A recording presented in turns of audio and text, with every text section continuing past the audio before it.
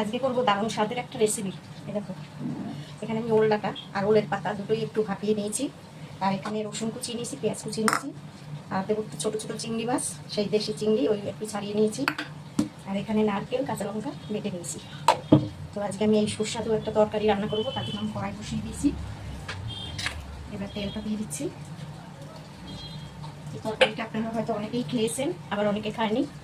যারা না খেয়েছেন তারা একবার এইভাবে করে খাবেন। আমি তেলের মধ্যে আগে পেঁয়াজ আর রসুন কুচিটা দিয়ে দেবো।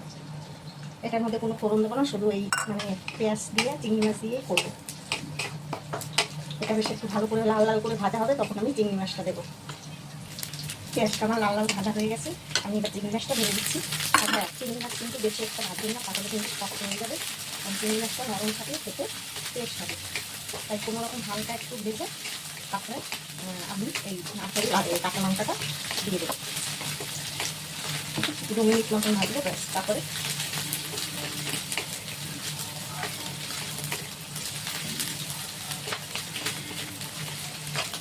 এবার আমি নারকেল কাঁচা লঙ্কাটা দিয়ে দেবো। আপনাদের যদি মনে হয় সর্ষে দেবেন দিতে পারেন, তবে আমি কিন্তু দিইনি।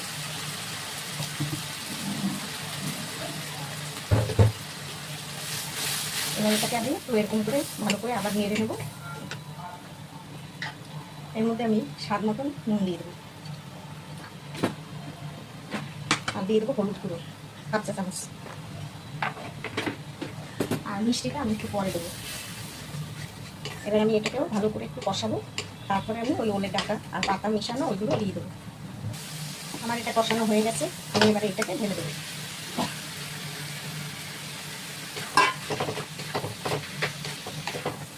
এটাকে এবার আমি ভালো করে ভাজা ভাজা করবো। এটাকে আগে ভালো করে মিশিয়ে নেবো, নিয়ে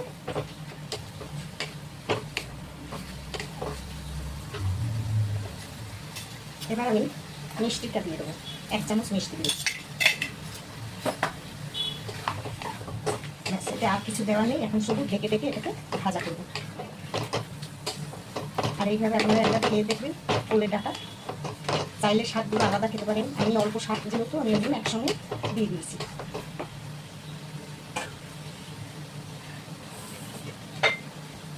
এবার আমি এটাকে ঢেকে দেবো, সুন্দরভাবে ভাজা হবে।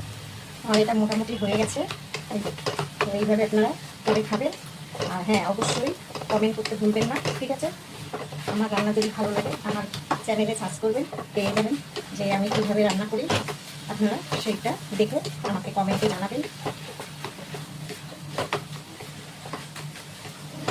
হ্যাঁ, আমি হয়তো প্রতিদিন ভালো কিছু রান্না করি না, কিন্তু আমাদের বাঙালির খাবার যেরকম পছন্দ আমরা ঠিক সেইভাবে আমি রান্নাটা করি, আমরা যেটা খেতে পছন্দ করি।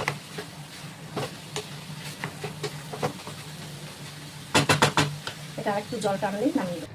তো এই হয়ে গেল আমার ওলের ডাঁটা ভাজা। দেখুন কত সুন্দর হয়েছে। তা ভালো হয়েছে কিনা, খারাপ হয়েছে কিনা, সেটা সব কিছু কমেন্টে জানাবেন। সবাই ভালো থাকবেন, আবার দেখা হবে।